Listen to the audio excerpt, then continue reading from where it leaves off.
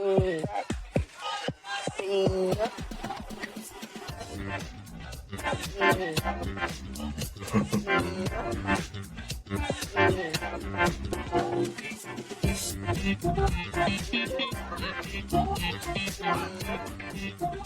you can see, everyone is bringing the energy today.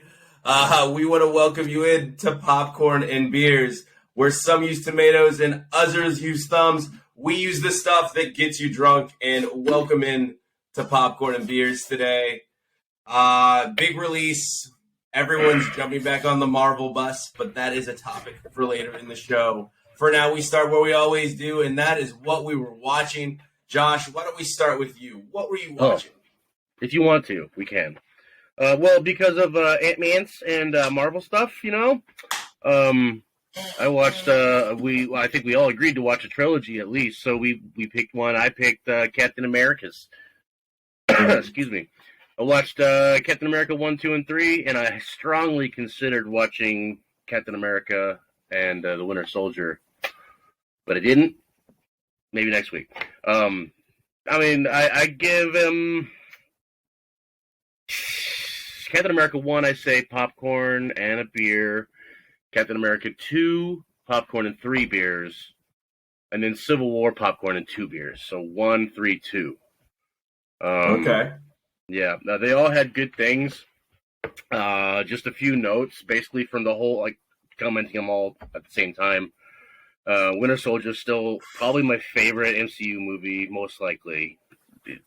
People don't really talk about Winter Soldier as much. I mean, that's not true because everyone loves Winter Soldier. But the characters in the show don't really talk about, like, Captain America and Black Widow pretty much took out the Death Star in Part 2. Pretty much. You know what I mean? Just two people, relatively lesser Avengers. You know, Captain America doesn't have a lot of powers, but compared to everyone, you know, anyway. And then, like, so we did the Death Star thing, and then, like, right after that, Ultron. So basically another Death Star. So he's upset about it. And then Civil War comes around. And then there's basically another Death Star. Because it's not the same, but it's like controlling all the superheroes. Captain America's sick of this shit. You know what I mean? He keeps telling people, stop telling people what to do. And that's why he gets so mad. Like, I didn't really make that connection quite when I first saw all the movies. Like when he rips it apart in Ultron movie, rips the log apart, and he gets mad at Tony. Like, no, it never works out when you try to tell people what to do or whatever he says. It's just a little extra gravy on the sauce. Like, Captain America's fed up with this stuff, and it's really cool watching him just stand up for stuff, and he's the symbol of the ideal of America. And to quote somebody, we've never actually interject right Go ahead. with a question. Where on the political spectrum do you think Captain America falls? I'm just kidding, you don't have to answer that. Well, it doesn't matter what I agree with because everyone has a different opinion on the American ideal. I know that he doesn't want to build a wall. How's that? Yep, yeah. He kind of believes in actual freedom, not just what they want you to believe is freedom. Yeah. Something I also noticed, just a whole different subject, is Dr. Zoller. He's the scientist from the first movie who becomes the robot in the second movie, like a living AI, biological. Anyway, he's like a classic trope that Marvel does a lot of the, I think it's actually called the omnidisciplinary scientist, where because you're a genius, you can do everything. Like, he was just the guy who designed weapons, and then now all of a sudden he knows how to biologically reset someone's mind to create the Winter Soldier, and then also download himself into a computer. Like, these are all different disciplines. Tony Stark's also very guilty of this. Like, Tony Stark's like, oh yeah, I'm a biological whiz, and I'm a physicist, and I'm an inventor. Like, he has all these credentials, like 7 PhDs. Wait, when was he a biological whiz? Wait, when was he a biological whiz? I was just throwing out degrees. I don't say degrees. What do you want me to say? He's a chess master? Oh, he's got a PhD in fashion. That could be said. I don't know. Hey, Thor, let me stitch that up. I know how. I'm a weapon seller. He classifies himself, I think, in Iron Man or Avengers. Billionaire, playboy, philanthropist. Yeah. Well, like, Avengers is a good example. because they asked him, when did you all of a sudden become a whatever? And he's, last night. I read all the books last night. Shut up. Anyway, it's a classic trope. It's funny to comment on. And that's about it, besides just the simple fact that Winter Soldier is a bad dude, and I can't wait to see what he does in the future with Thunderbolts and stuff. He's a bad man. It's pretty cool. He's Anna's favorite character in the universe, and Anna hates what they've done to him with Winter and Falcon. And she wants him to go back to being like a badass killer that doesn't care, as opposed to like someone that's conflicted. She doesn't like Bucky Barnes. She likes Winter Soldier. Interesting. If that makes sense. Yeah. Well, I would hope with Thunderbolts they tap into like a you can do both kind of thing.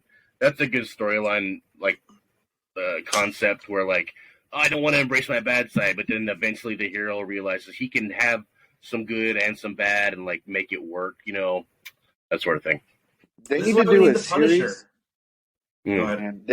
They need to do a series on the whole because he has this mystique about him in like the Black Panther series where he's the White Wolf. They never. So he did some mercenary. They never explained anything about it. Give him a whole flashback series. That'd be great. There's a whole Black Panther like section of the Avengers cartoon show, animated show, where it explains to you that the White Wolf is like his adopted cousin. And it is a white guy, but it's like a baby they found or that found its way into Wakanda, and they call him Cousin, and he's the White Wolf. Very interesting. Very token white guy. That's basically it. Captain America's the shit. It's the best trilogy, I think, in the modern MCU as a whole package, I would say. Yeah, I caught like the back half of Antman 2 was on TV. Like some channel was doing like a marathon. I think it was along the timeline, maybe release, but Antman 2 popped up. So the back half of it was pretty cool, man. This Ghost, didn't you see that shit too, Jordan? And you just reminded me of something totally unrelated. I'm going to tangent here just really quickly. When TV channels do those marathons to get you prepared for like a new series or whatever coming out, and they kind of syndicate marathons of movies, kind of like how they do Harry Potter. Yeah. Mm-hmm. And I just want to complain. Because which channel is it that always does the Harry Potter marathon? Just like the USA or something? Infinity Brothers, like WB. Yeah, like USA. I think it's like USA channel. I think it's WB because it's owned by maybe WB. Yeah, perhaps. Okay. Or CW or some shit. I was sick one time, and I'm like, you know what? I'm gonna get my HP on, my Harry Potter on, and they were showing the series, but they were showing them out of order. Oh gosh! And I was like, terrible. What? Yeah, it literally because I spent all day watching the one Prisoner of Azkaban. I believe comes before Goblet of Fire. Azkaban, yeah. And so I watched Azkaban, and I'm like, okay, Goblet of Fire is my favorite one. So I'm like, okay, we're gonna go into Goblet of Fire, awesome. And then it went into like Half-Blood Prince, and I just turned it off. I went to bed. I was like, man, never again. Yeah, and I don't know why. It seems to me, maybe it's just my experience, but it feels like Half-Blood Prince is the most played on TV Harry Potter. I feel like it's always on. For some reason, it's that one. Yeah. That one or Order of the Phoenix, I feel like, are the two that I always see, and I think it's because maybe they're the most violent. They're like the most violent too. Interesting. I also hate Jordan. I don't know if you've noticed this. They edit those pretty heavily, and you're like, "Wait, that doesn't happen like that." They cut a whole piece out. Yep. Yeah, I can't. It's it's the being sick thing. Like I own the whole series on Blu-ray or whatever. Right. Yeah. Which I normally go to, but I usually don't watch like Marvel films or any kind of elongated series of films. Mm-hmm. I can't watch on cable because of they cut out a lot of it's hard, things that they deem like irrelevant. Yeah, I have trouble with that with Lord of the Rings. I mean, even on Netflix when I saw it, like on Netflix it's the regular theatrical release, but I'm so used to watching the extended cuts, which is like an extra 30 minutes per movie, give or take. So though when I see it on Netflix, I get a little bit miffed, like, oh, they left the forest that early, like there's so much more to it. And it's not really important to the story, but it adds to the character's development and stuff, So out of that, going back to that Ant-Man and Wasp that you guys have in common, what did you actually end up? What would you rate that one, Josh? Really quick as we throw it to Jordan. Oh, sorry. I think it's a poppin' two, but it's it's a under the bleachers poppin' two. No one sees you drinking it because for some reason it didn't get the props that it deserves. I don't know. Okay, gotcha. And Jordan, you watched it to prep for this one, correct? Yes, yeah. See, my problem is now that when I watch a lot of movies, I watch them critically, and it's like when you're a Yelp reviewer, it's like, oh, the person that you only point out the things you have a problem with. You know what I mean? Right, Because right. that's what you're passionate about. It's a hard, you find yourself just nitpicking. Mm-hmm. And so I've noticed over watching some previous episodes, like that's pretty much all I'm doing a lot of the time is kind of finding things that I'm making fun of and nitpicking things. Yeah. But I'm going to proceed to do that. So he's in the beginning of the movie. He's like, "Oh, your mother was lost forever. I didn't know what to do. She's been gone for, I don't know, was it 20, 30 years or something. Yeah, whatever. Until I found these blueprints that I made a long time ago and forgot about. There's this device that can bring her back, like, I don't know, in a few hours." I don't know. Yeah. Yeah, it's like I think he just got tired of like folding his laundry and stuff, you know? Yeah, it sucks, man. And just I'm gonna invent something. Bring my wife back. She's missing about 30 years, and I have had enough. Yeah, I'm ready for us to enjoy our golden years together. Yeah. Oh, the cardboard fort adventure maze he makes for his daughter is super awesome. I love that stuff.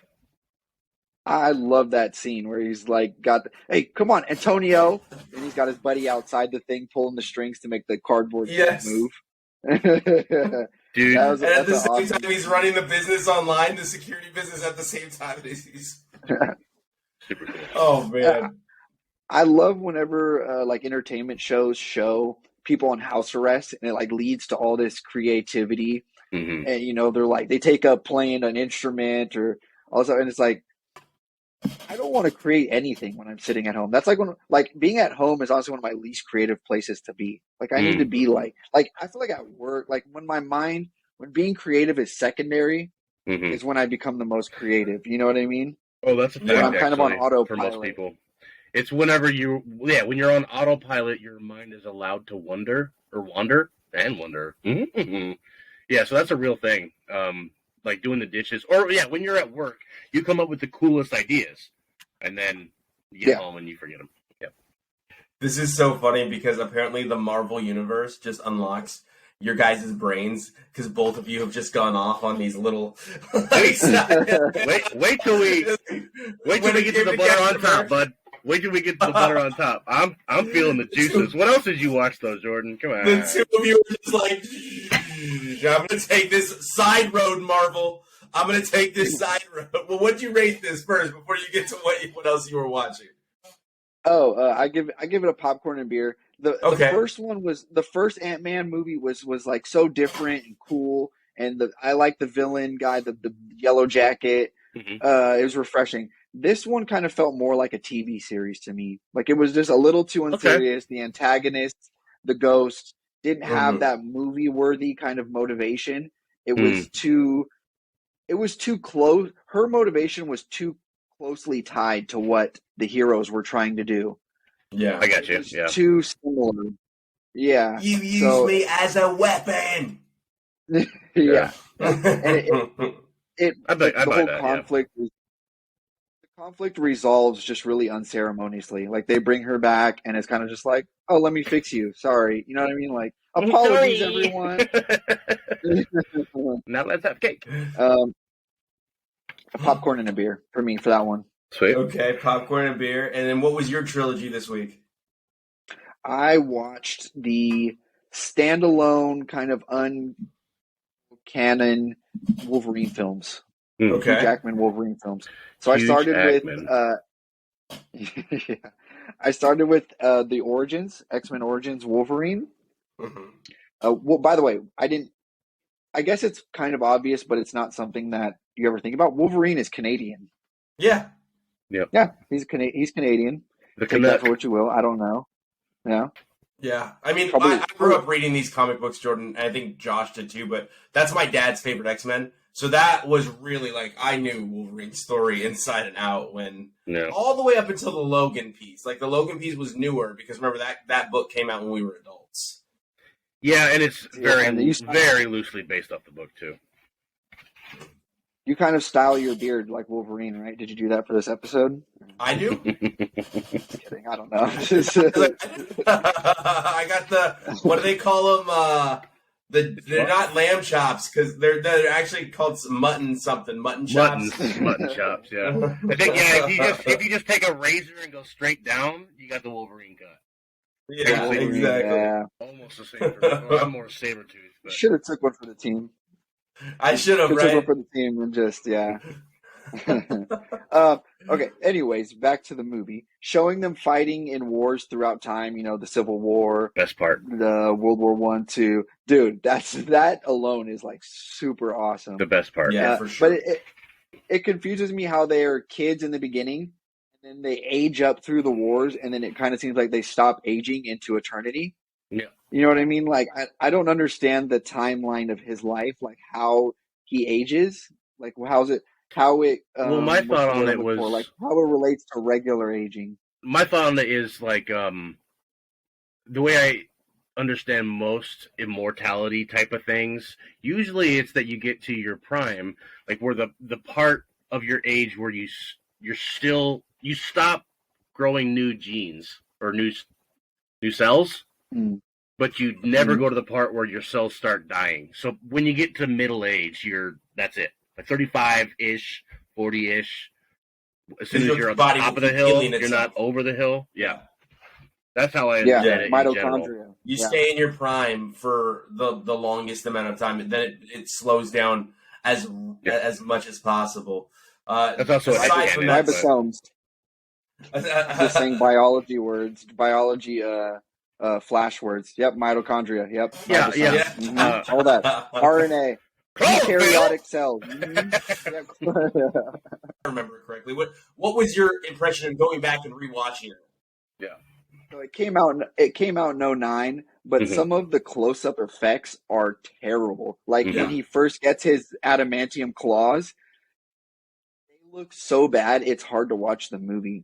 Because it's like that's the most badass. That's his power, and it's like the focus. Like your eyes are locked on his claws every time they come out, and they look terrible. And it's like, mind you, Avatar came out in 2009, so it's like the effects were there. I don't understand why they wouldn't budget to.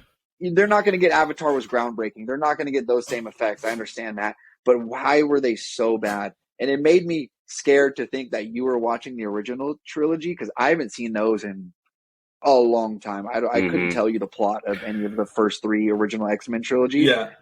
They had to be bad, right? Well, no, in Origins, it was like the first time they used CG.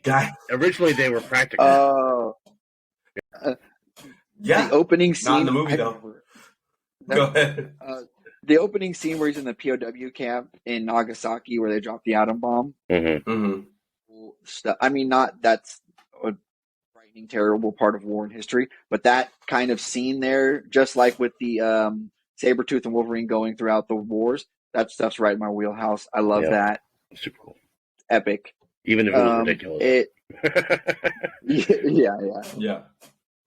And it has that dream within a dream movie trope. I hate when they do that. Like when they wake up from a nightmare, like, and I'm still in a nightmare. It's like, I hate that. And they do that in this movie. Like when you call somebody and they're like, hello? I guess this one takes place. It's not exactly canon, but it kind of takes place about 10 years after X-Men 3 Unite because it's the same Jean Grey from the original series and all that.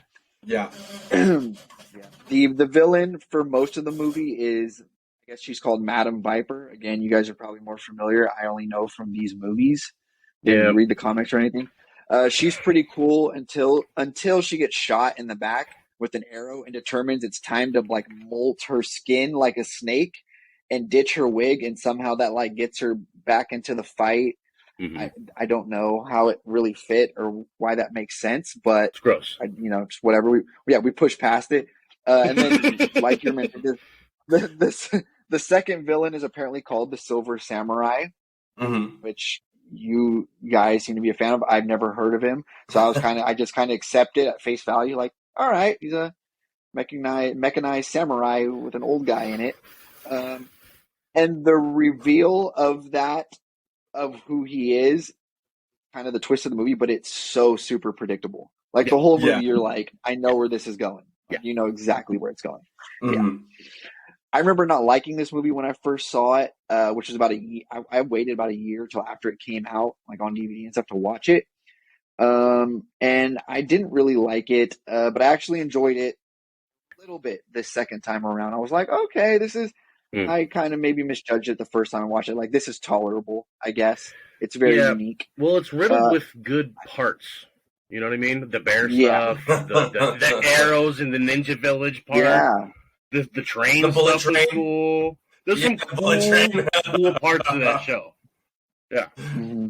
Why did they put Wolverine in Bullet Train anyway? But I can't get past his constant, like, annoying visions of Jean Grey in, like, a little negligee and, like, her little nightgown thing constantly. Yeah. Yeah, I'm like, they can do it once or twice. They did it like 4 or 5 times in the movie. Just do one good one. Like, Just one good one. Yeah, I'm like, okay, we get it. He's haunted by Jean Grey in lingerie. We get it. Yep. All right. Yep. Who wouldn't be? Who wouldn't be? You know what would be really cool is if they did, like, every dream was a different woman, because he's, like, accidentally killed, like, 5 different women, and, like, he's deeply loved by a bunch of women, and they all died somehow. So, like, it wouldn't including be just if it was, like, Deathstrike. all of them. Yeah. Yeah, Deathstrike, Silver Fox from the first one, right? That'd be tight. He falls in love with Storm. He and Storm have a storyline where they fall in love. In a Bishop comic book. He and Storm are a thing because they hold up the revolution. I don't want to get too far off topic again, but I will tell you this, Jordan: it is not a robot in the comic. Silver Samurai. It's the it's not a robot. That was so annoying to me. It sucked because, I mean, the original Silver Samurai is like a really cool samurai with magical silver armor. He can teleport through illusions, energy projection. He was like a real threat against the Wolverine. He's one of the coolest bad guys. He's just cool. And he pretty much runs the Yakuza. What I hated the most about this movie was the trope where the guy loses his powers because the writers don't know how to write a character. Like, I want to see Wolverine with Wolverine's powers do cool Wolverine stuff. But we have to spend 45 minutes of him saying, "Oh, it really hurts when I get hurt." Like, that's not why I'm watching this movie, dog. So that kind of brings me to... I was going to say, I have notes on that as well, and this brings you to Logan, right? Well, that just brings me to the conclusion of my review there on this movie. Oh, gotcha. That there's a credit scene where they bring in Ian McKellen and Patrick Stewart as Magneto and Professor X. Oh, yeah. That kind of sets you up for X-Men Days of Future Past. Oh, yeah. I guess in my point that the whole X-Men thing is so convoluted. Mm-hmm. Series is so bad. You don't know which way it goes, up, down, left, right. I give this one a popcorn and a beer as well. Which brings me into Logan. The Academy Award nominee. Old Man Logan.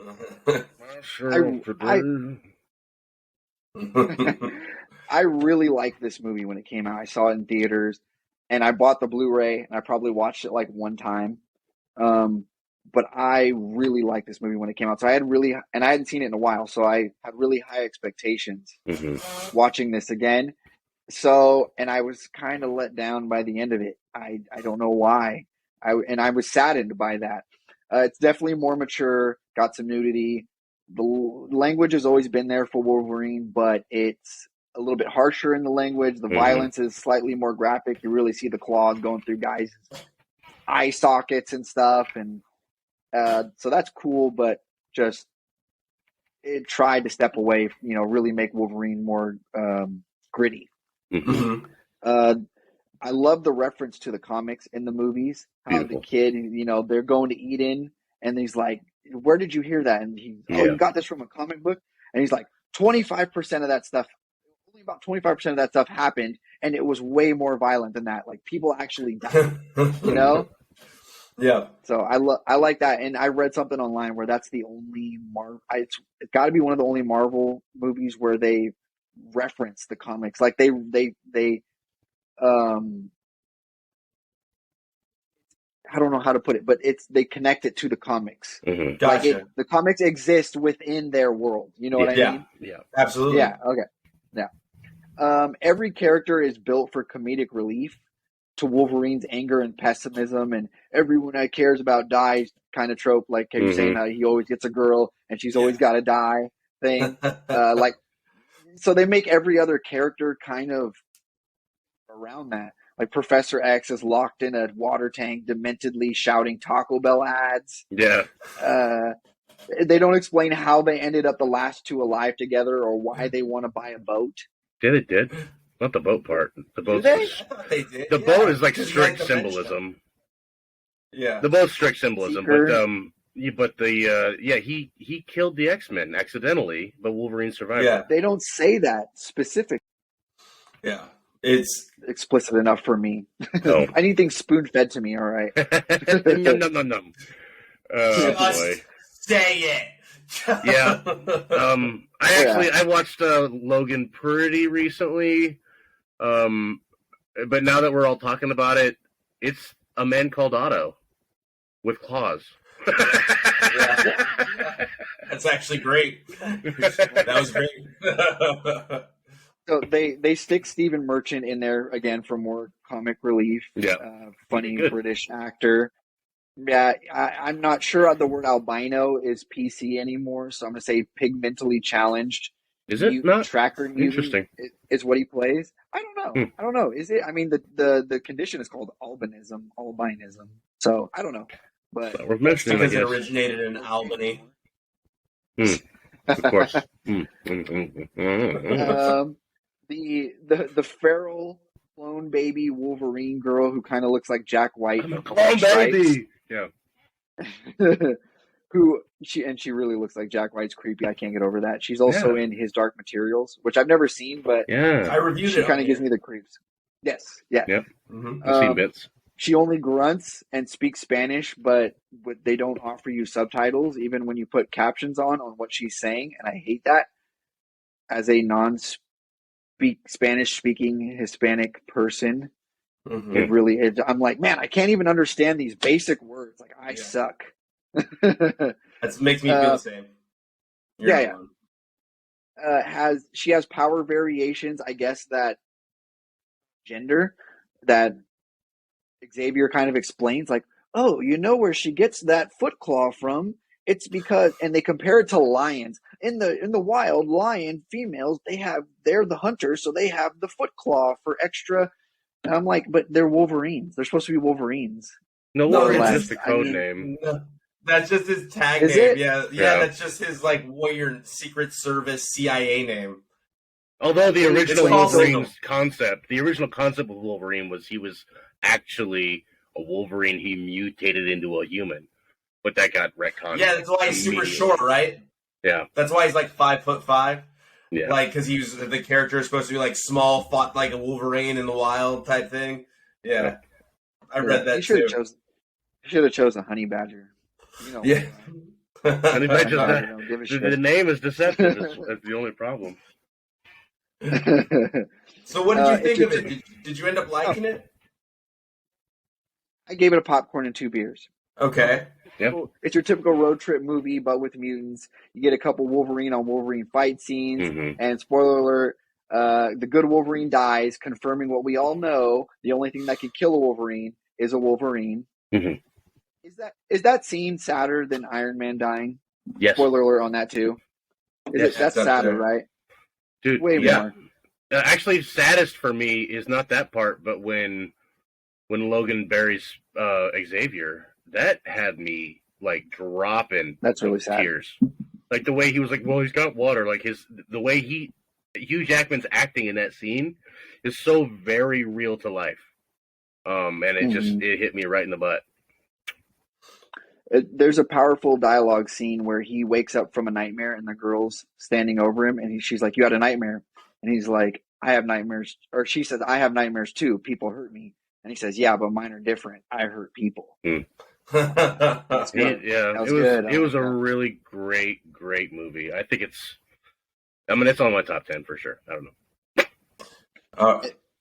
There's no credit scene too in Logan, by the way. Right. And then just to wrap up all three standalone movies, they're all individually okay. They're all decent, but them back to back to back, it's like every movie he has this repeat arc where he has to evolve emotionally and become more selfless in watching and watching them all. It got pretty annoying back to back. It's like he's the same arc over and over. Like, don't you retain anything, Wolverine? Yeah, it's also not like, far is your off in the brain comics. regenerative? Yeah. Yeah. So it got a little tiresome. So I may have judged a little harshly in watching them all back to back to back. So was I watching? I watched Swan Song with Mahershala Ali, the big bad guy from Luke Cage. If you watch any of the Luke Cage, he is fantastic. He also won an Oscar for Moonlight Mile. Not Moonlight Mile, Moonlight. Moonlight Mile.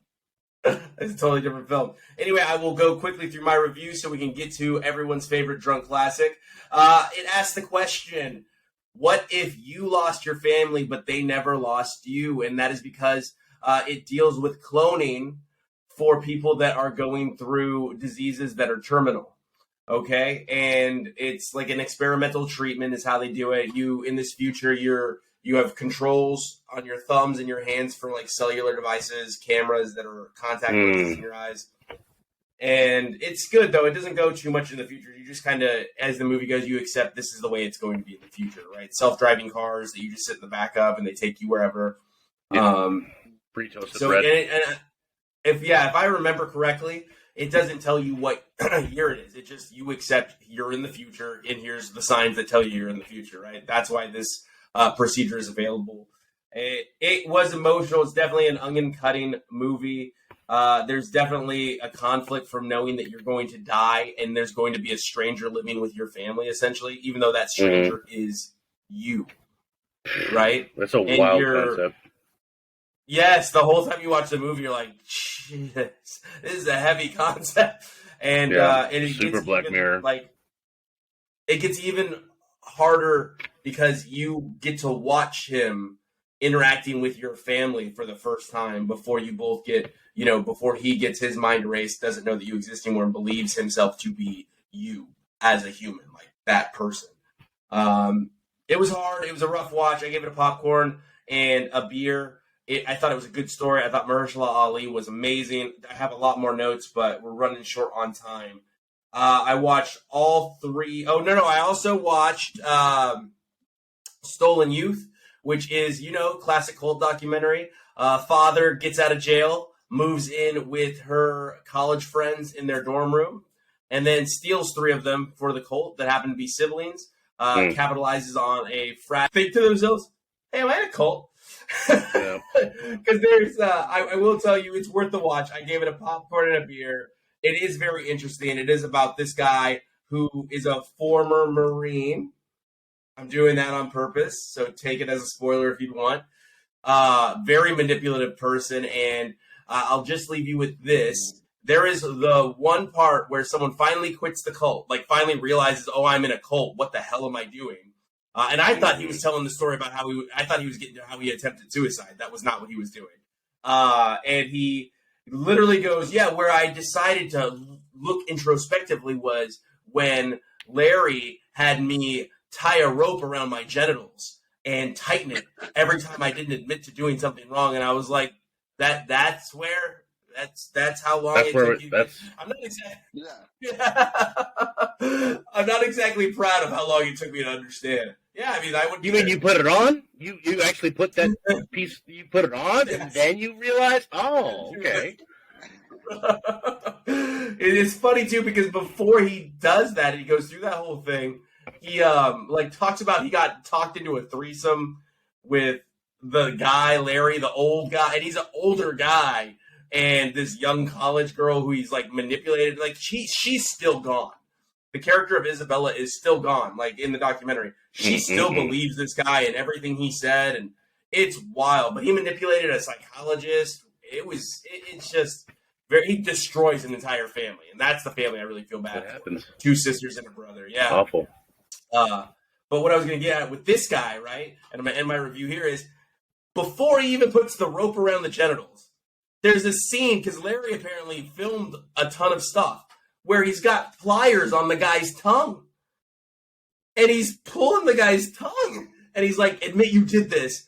And he's like, I did it. And he's like, no, say it with truth. And he's pulled it. I was like, dude, come on, man. How do you like, no watch grown this shit? man, Jesus. no matter like what, I watch it with the hope that they go, hey, am I in a cult? Like every time, and it never happens. Yeah, exactly. Like I just don't understand how people. I don't want to, guys. I don't want to disparage people that fall into cults. I feel terrible for them. It was a hard story, like Josh said. I'm introducing some levity into a absolutely. really hard. Of course, yeah, obviously, but yeah, it is, and those are my real. Those are my real personal feelings, though. Is I would always think like, hey, you might be in a cult. Yeah, it's some psychological stuff, man. It's definitely worth looking into, like the brain elements that happen. Original superhero trilogy, the X-Men. Jordan, you bang on. Graphics were bad. It was so bad. Mostly the lightning strikes from Storm. Like the lightning strikes, it was like the poltergeist, but the original poltergeist. Was it as bad as the joke, the Toad joke? It was, yeah, it's as bad as the Toad joke. The same thing that happens to everything else. I wrote that down there. So this is where I will tell you I'm just going to rate the entire series. I'm going to give it, for starting everything, a popcorn and 2 beers. You realize, though, Bryan Singer was not a great director. Maybe even a popcorn and 1 beer. It's a border, right? It's a border. Popcorn and 1 beer. We calling this as the average for all of them? Is popcorn 1? Yeah, because 3 is really not good. They changed Kitty Pryde. They changed Kitty Pryde 3 times. I realize it's 3 different actors in each movie. I mean, and they end on the best one, so good on them. I mean, obviously they couldn't do that now. They can't reprise that role because it's Elliot Page as opposed to Ellen Page. But I thought still play it if she wants. I thought she was perfect. I thought she was perfect for that role, for the character in the comic at the book. time, yeah, for sure. One thing that always stands out to me, though, is they never introduced Jubilee, who was amazing. They never introduced Dazzler, who was amazing. I mean, they do. They touch them, but it's like so brief. It's like a sweet. Well, they can't. In a sense, they can't because so many X-Men stories are based off of you're the new person, and this is the world of X-Men. That's how it always goes. So at this time, it was Rogue, and then it became Kitty, kind of, etc. And so Jubilee was left out because she's usually that character. Like, but they can't have 2. You know what I mean? Is she the one in Deadpool? Jubilee's not. No. She's in an old cartoon. No. Yeah. Yukio? I'm talking about, right? Yeah, you're talking about. No, he's talking about Supersonic. Super Megasonic Teenage Warhead? Yeah, Megasonic Teenage Warhead, yes. Yeah. No, not her. Deadpool saved Colossus. It didn't just save Deadpool either. The Deadpool movie saved Colossus, not just Deadpool, because the X-Men, Bryan Singer did his best to destroy a cool character that is Colossus. Bryan Singer tried real hard. Deadpool gave him life that I was so great. He's my favorite, so I was so grateful for. I mean, that wasn't exactly my image of Colossus, but pretty dang close. And of bringing back what Colossus is and the type of person he was, and that he's Russian and not some giant white guy, which is what Bryan Singer kind of did. Overall, popcorn and a beer, maybe a popcorn and 2, just because it introduced us to the Marvel. Just because of the nostalgia stuff and opening it all up, yeah. Finally, we're ready. There's so many cool parts. Like when in part 2, when they invade the mansion, and like Wolverine's ready, Iceman's playing the game, everyone's stop. There's so many good aspects of all those movies. As a whole, I agree. Song 6, I think everyone should go see it. It's not really a play. It's more of a girl pop concert, right? It is about King Henry's 6 wives.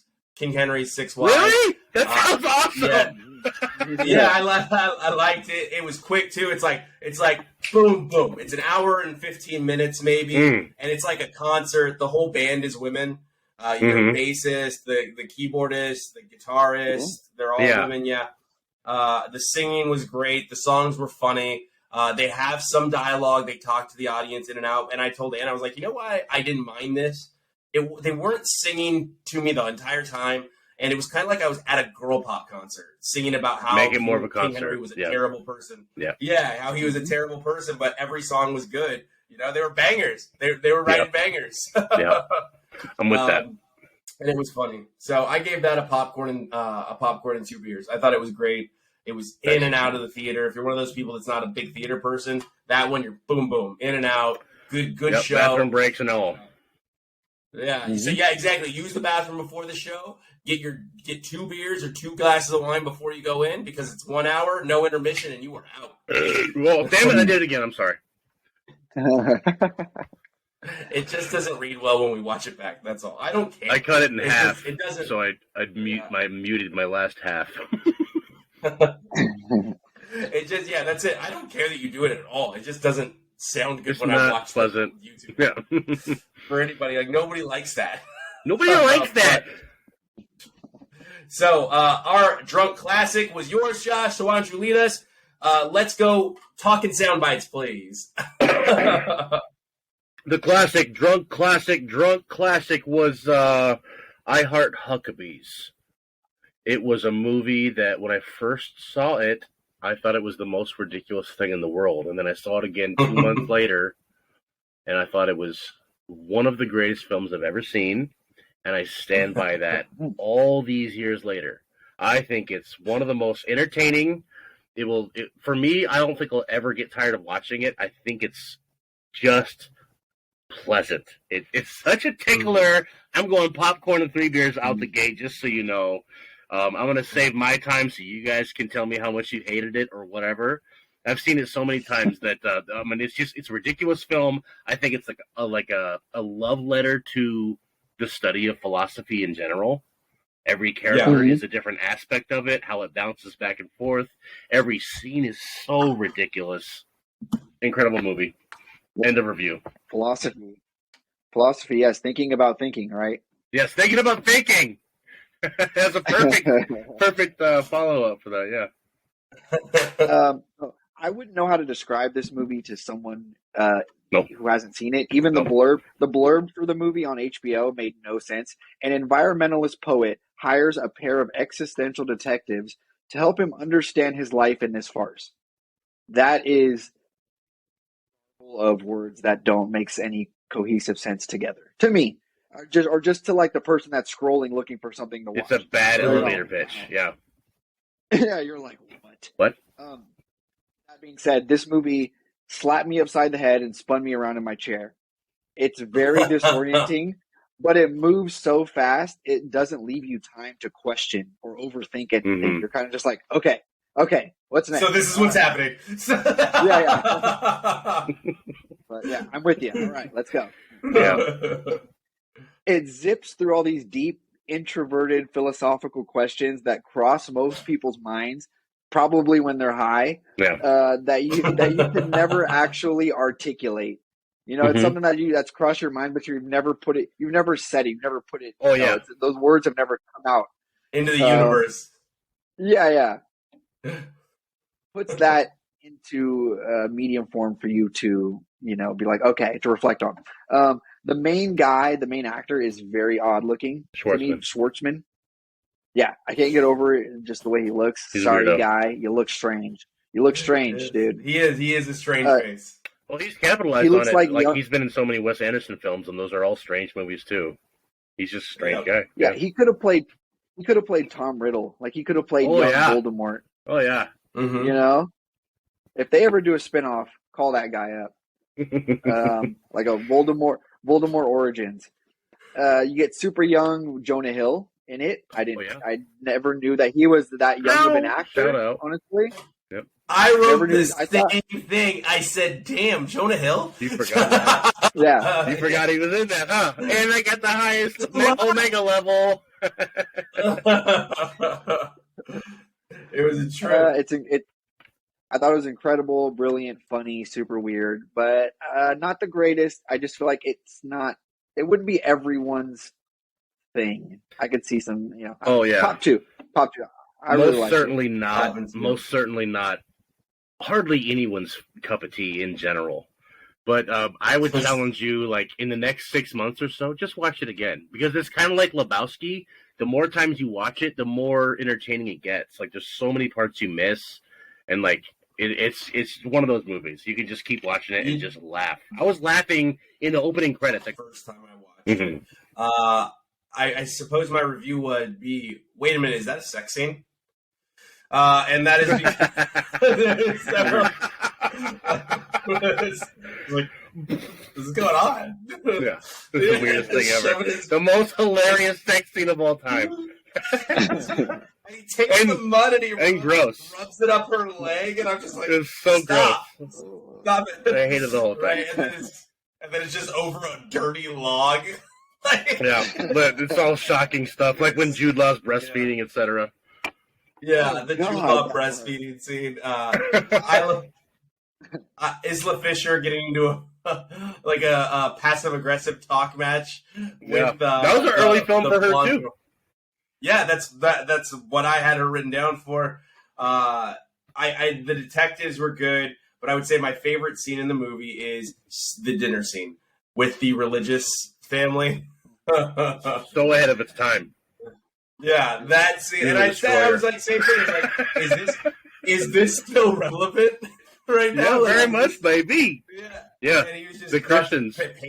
What happens in the middle of dusk? Everything, nothing.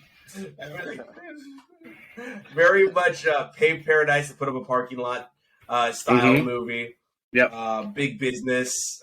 Jude Law represents big business, and if big business had a conscience at the end, or then, oh my God, wait, it doesn't have a conscience at the end. Yeah, he just had a complete mental breakdown. Yeah. He goes both ways, like repeatedly. He's like, one thing, then I go to this thing. No, I'm back to this thing. Yeah. Like, and then he just even lets his wife walk. The whole Mark Wahlberg, she's dying on the floor, and he starts getting out with her. And a big fire. So Mark Wahlberg is my favorite character as well, and there's a big fire blazing, and he's watering the grass. It's a metaphor. Yeah, it's so good, and that's almost better than the little girl smiling as the house goes up in flames meme. Like, it should just be Mark Wahlberg. They put in too much work. Yeah. It should be Mark Wahlberg watering the grass while the fire blazes behind him. That should be the meme. I gave it a popcorn and two beers this time around. Oh, dude, I'm so proud of you. So it was funny. I like the dialogue. I think I'm more into dialogue. Fry unexpectedly. Because I guess he doesn't watch the trailers very much. I don't know what it is. Anyway, the point is, I like the movie a lot. Spy Kids 9 was really, really good. I give it a popcorn and 3 beers. No, legit though, like I think I do give it a popcorn and 3. I'm not sure. Maybe next week I'll talk about it because I'm about to go see it again. But that's a testament to it. I really liked it, at least visually, and the dialogue was on par with any other great MCU film that genre, you know what I mean? You're not going to get award-winning dialogue, but you're going to get entertaining stuff, and Ant-Man's usually good for that. It had really good setup. It had really good throwbacks. There was green. I call it Spy Kids 9 because it was green screeny in a lot of ways. But the good part is that the background, the CG parts were so beautiful. And, disclaimer, I was really marijuana high when I walked in the gate. I sat on almost the front row to be away from everyone because I couldn't stop coughing from the weed. So I was really in the right mode. I was really in the right mode for this movie. When they go through the portals and they go to the quantum realm and all the characters are so weird and stuff is happening. Yeah. It's just, drink the ooze. Oh my goodness. It made me laugh so many times. And he's like, what? That was incredible. I thought just a big quick shout out to Majors, the villain. Kang is about to wreck the house. He did a great job acting in this movie. The way he's just so casually threatening. Like, I mean, it's in the trailer, so I can spoil this part where he's like, have I killed you before? Are you the one with the hammer? Yeah. You know, Yeah. what? How do you say that so casually? And like everything else about it. Also, it's one of those villain roles where like very few people could actually nail that role. So good on him. I think we're going to see Majors for the next 5 to 10 years. He's the one. It was wonderful. It was wonderful. Popcorn and 3 beers. Get out of here. Go ahead. I told Josh in pre-show that bad movie, but I thought it was a really cool. It was really Yep. a lot of cool It was- scenes, a it was lot cool. of fun stuff, a fun experience, but just a bad movie. Yeah, for as complex as the overarching conflict is, they kept it as light as possible. Mhm. Moving forward, like I said, I need things spoon-fed to me. And I've seen every Marvel thing so far, leading up to this. They're gonna need a ton of exposition, and they're gonna have to spoon feed it to us like the idiots that we are. Definitely watch Loki. I had to go home after watching this and watch like 3 or 4 YouTube videos to like get me back up to speed, because it was a lot. Loki should have came out a lot sooner to this coming out. Yeah. Like I needed to be refreshed, because definitely watch Loki. It explains, it really breaks down a lot of this multiversal junk. Mhm. Yeah. It's Loki's a complex for sure. stuff, and Yeah. treating it as complex as it is, I feel like. Right. Yeah.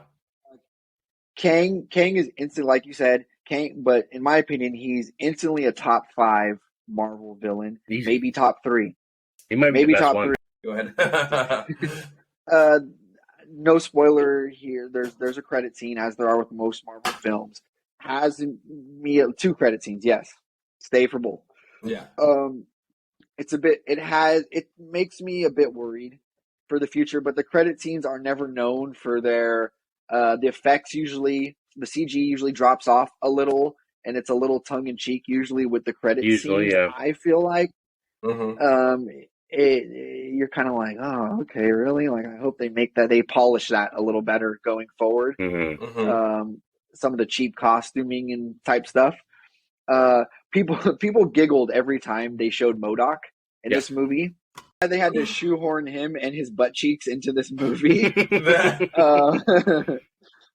But people are like, in their whiny. People are, with the Marvel, people get a little nerdy, fidgety with their whiny voice. Like, why doesn't he look like that? Why didn't they design him to look a lot cooler? And the answer is, honestly, it's in his name. He wasn't designed to look cool. Right. He was designed only for killing. He was he designed only for killing. Laser buzzsaws. Yep. It's his name. Mechanized organism designed only for killing, not for looking cool. Okay? Yep. Michelle Pfeiffer is a fox. She's still a 10. Oh, yeah. I looked at Anna and I was like, is it just me, or is Michelle Pfeiffer like got it going on for She her age? only Like, gets she looks hotter. amazing. She only Like gets Anna's hotter. like, no, she looks good. And I was like, Yeah. she looks great. Well, look at her between Scarface and what's the movie where she with Coolio, Cruel. Anyway, Dangerous Minds. Dangerous Minds. Between that and that, she got hotter. But between Dangerous Minds and this, she got hotter. Like, she is just a fox. That's it. She's the new Helen Mirren. Michelle Pfeiffer. She's a beautiful woman. She is a beautiful woman. Go ahead, Jordan. The quantum ants, the inhabitants of the quantum realm, all of that. Beautiful. It was very creative. I'll say that. It was very creative. It wasn't just like blobs and blorps and whatever the hell you want. Like a Strange World. It wasn't just like... Yeah. They made a whole new universe. They tried. I feel like I just need more exposition on just some of it, just any of it, a little bit. It's just I don't know. I guess it'd be too. It's gonna be popping in and out. The action sequences were a little too chaotic and a little nauseating, especially in the beginning when they're falling into the quantum realm. I'm like, oh god, this is making me a little. Maybe I was a little tired. My eyes just couldn't follow. No, it was like a little. Yeah, I was like, I got a little nauseous.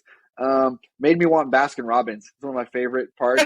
I don't want to spoil anything in that. Yeah. I love when it's kind of in the trailer when there's the multiple Ant-Mans and you get the Baskin Robbins Ant-Man, and there's one in the back that's like, Are we getting Baskin Robbins? I I love that scene. Love it. I'm gonna give it a popcorn and a beer. Popcorn and a Yeah, a beer. beer. Wow. Let me Could put have a been a bow on series. this. Another one. Let me I feel like this could have been a series as well. Sorry. let me put a kibosh on this. We've gone so long this episode, so I want to be really quick. I will tell you this: get ready for badass warrior women in Ant-Man. Oh, Because the yes. the women steal the show and they kick ass. Murder.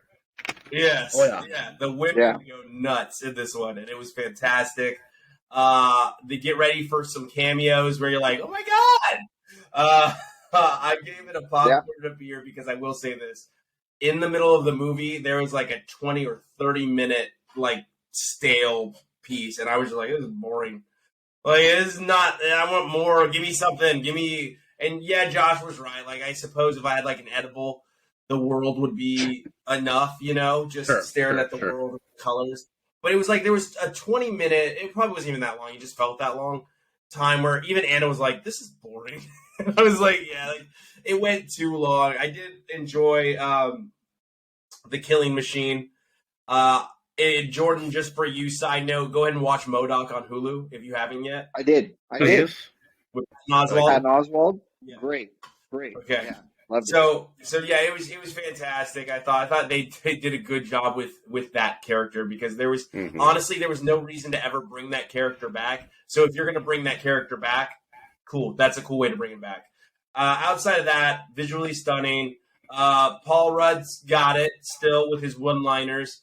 Like I said, get ready for some badass derailments in Ohio and some government conspiracy speculation and stuff like that. So not to make light of that situation, but still, it's just brought this to the forefront of my mind. I am choosing the movie Super 8, Steven Spielberg's Super 8. I love that. Oh, let's check it out. Yeah. All right, and Josh, what is our butter on top? What can the fans look forward to next week? One bear, one cocaine bag, one movie.